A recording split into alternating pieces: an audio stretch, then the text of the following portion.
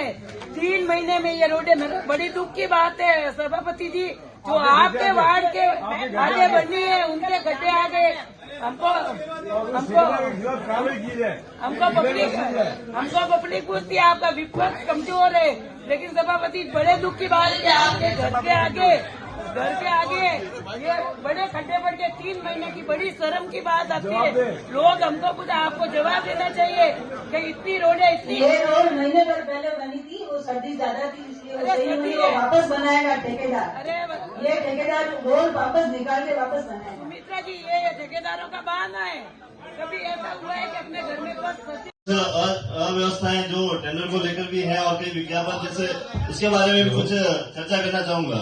जैसे विज्ञापन शुल्क किस आधार पर लिए जा रहे हैं, होर्डिंग का टेंडर हो रखा है या नहीं हो रखा है, बस स्टैंड में बनी कुछ दुकानों का किराया वसूल नहीं किया जा रहा है, और उसके बाद में भी एक रेस्टोरेंट है वहाँ पे कब्जा कर रखा है, उसको भी हमने नहीं हटाया, न ही उनसे किराया वसूल किया जा रहा है। कबाड़, कई पिछली बार भी हमने बैठक में कहा था कि कबाड़ की नीलामी की जाए, जो अभी तक यहाँ पे पड़ा हुआ सर रहा है, लेकिन उसकी भी कोई नीलामी नहीं की जा रही। उससे भी हम वित्त का नगर परिषद को मुनाफा कर सकते हैं। इसी प्रकार सरकारी भवनों में कई ऐसे सरकारी भवन है जहाँ बिजली के बिल भी नगर परिषद भरी और कई दूसरे डिपार्टमेंट उसका यूज कर रहे हैं। कुछ रोड कटिंग है, जो रोड कटिंग एनओसी सही अनुसार नहीं ली जा रही है। बहुत सारी रोड कटिंग होती है लेकिन उसकी एनओसी नहीं ली जाती है। इसी प्रकार भूमि स्ट्रीम लैंड की भी बहुत सारी फाइलें पड़ी है, पेंडिंग है।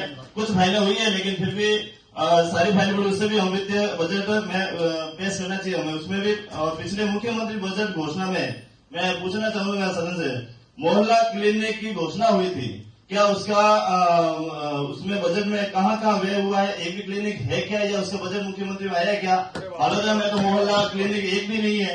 यदि उसका बजट आया तो कहाँ व्यय हुआ? उसके बाद मैं पूछना चाहूंगा सदन से, स्वच्छ भारत मिशन योजना के अंतर्गत पुराने बोर्ड की बाल्टियां अभी तक पड़ी है, कुछ बाल्टियां गायब हुई है, क्या वो बाल्टियां ऐसे ही सड़ती रहेगी या उसमें अचार डालेंगे? नहीं तो जनता तक क्यों नहीं पहुंचाई जा रही, उसका क्यों नहीं समाधान किया जा रहा है? उसके बाद में एनयूएलएम, भारत सरकार की राष्ट्रीय शहरी आजीविका मिशन योजना के बारे में पूछना चाहूंगा, कितना बजट आया, कितना खर्च हुआ, कहाँ खर्च हुआ, कितने कैंप लगे, कितनी मशीनें वितरित की गई, आज तक हमें सूचना नहीं है, नहीं हमें जानकारी है।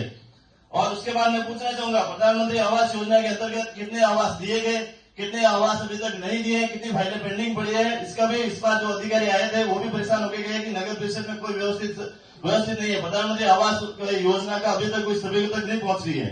कूड़ा कचरा सफाई व्यय को लेकर मैं बताना चाहूंगा, एक महोदय, बालोद नगर परिषद में करोड़ों रुपए उसके अंदर खर्च हो रहे हैं। टेंडर में सारे अलग अलग टेंडर दिए जा रहे हैं, ठेके के वाहन का टेंडर अलग, शौचालय सफाई का टेंडर अलग, सुविधा कर्मचारी का टेंडर अलग, कचरा हाथ धोने का व्यय अलग से किया जा रहा है, सफाई का सामग्री का खर्च अलग किया जा रहा है, डंपिंग यार्ड का टेंडर अलग किया जा रहा है, इसी प्रकार जेसीबी का अलग किया जा रहा है, झाड़ियों कटिंग का अलग किया जा रहा है। मैं कह रहा हूँ इतने सारे करोड़ों रुपए का कहाँ जरूरत है? हमें एक टेंडर किया जाए या 2 टेंडर 2 जोन के किए जाए, उसमें सारा हिसाब रखा जाए।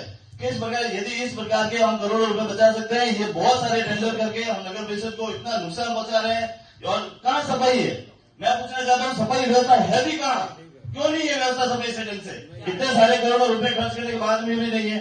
ठेके होने से नगर पालिका बालोद को करोड़ों का नुकसान झेलना पड़ रहा है।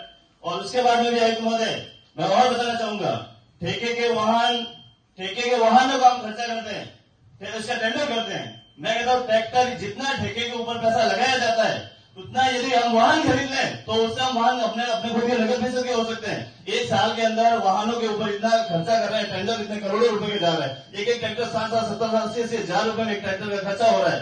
मैं कह रहा हूँ 1 महीने का बता रहा हूँ, यदि एक ट्रैक्टर 1 साल के अंदर एक ट्रैक्टर एक खरीद सकते हैं, इसका क्यों नहीं किया जा रहा है?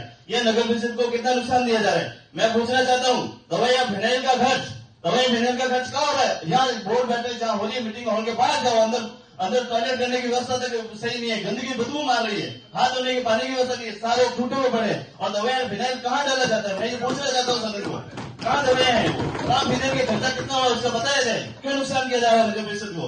इसी प्रकार में पेड़ पौधों का अनुरक्षण में कितना खर्चा किया गया, कौन से पेड़ पौधों के ऊपर अनुरक्षण किया जाता है? मैं पूछना चाहता हूँ, कितने रुपए पिछली बार पौधों का जो हुआ था, कितने वार्डों तक जो मुख्यमंत्री योजना द्वारा पौधे पहुंचाए गए थे, कितने वार्डों तक पौधे पहुंचाए गए? टोटल 45 वार्डों तक पौधे नहीं पहुंचे हैं, उसका भी विवरण दिया जाए। उसके बाद मैं पूछना चाहूंगा, डामरीकरण, सीसी कार्य, ये सारे कार्य हम नगर परिषद में टेंडर लगाते हैं, 3 वर्ष का सीसी कार्य नगर परिषद के उनके टेंडर का मरम्मत का उनका ये गारंटी होती है। फिर हम मरम्मत का अलग से टेंडर लगाते हैं, वही ठेकेदार उसी टेंडर को लेता है, उसी के ऊपर वापिस मरम्मत करता है। तो 3 साल वर्ष की उसकी गारंटी कहाँ गई? यदि उसकी गारंटी है तो फिर आयुक्त महोदय मैं पूछना चाहता हूँ, अलग से टेंडर क्यों किया जाता है? आज सड़कों की कहाँ सड़कें हैं? डामरीकरण की सड़कें कहाँ है? करोड़ों रुपए उठ गए हैं। मैं पूछना चाहूंगा, न्यू बस स्टैंड पर बना सूरत कॉम्प्लेक्स ताला लगा हुआ है, और मैं पूछना चाहूंगा वहाँ एटीएम की मशीन पड़ी है, बेटी को बना हुआ है, वहाँ खर्चा किया नगर परिषद ने, लेकिन उस एटीएम मशीन के लिए मैंने फाइल लगवाई थी, एक बंदे को तैयार किया, लेकिन उस फाइल को घुमाकर कैसे भी करके उस एटीएम को नहीं दिया गया, उसका किराया मारता, लेकिन नगर परिषद ने यह भी वित्तीय नुकसान किया है। मैं और बताना चाहूंगा, माननीय आयुक्त महोदय, सफाई के टेंडर को पारदर्शिता से किया जाए। यदि पारदर्शिता से करेंगे उसकी राय हमें निर्णय मिलेगी और उससे नगर परिषद को फायदा होगा। मैं सदन से ये बार बार निवेदन कर रहा हूँ, नगर परिषद में वित्तीय नुकसान नहीं हो, ये हमारी पार्षदों की जिम्मेदारी है। हम यहाँ पार्षद चुन के केवल मुंह दिखाने के लिए नहीं आए नगर परिषद में, हमारा फर्ज बनता है हमारा कि हम नगर परिषद में 1 रुपया भी नुकसान नहीं होने दे।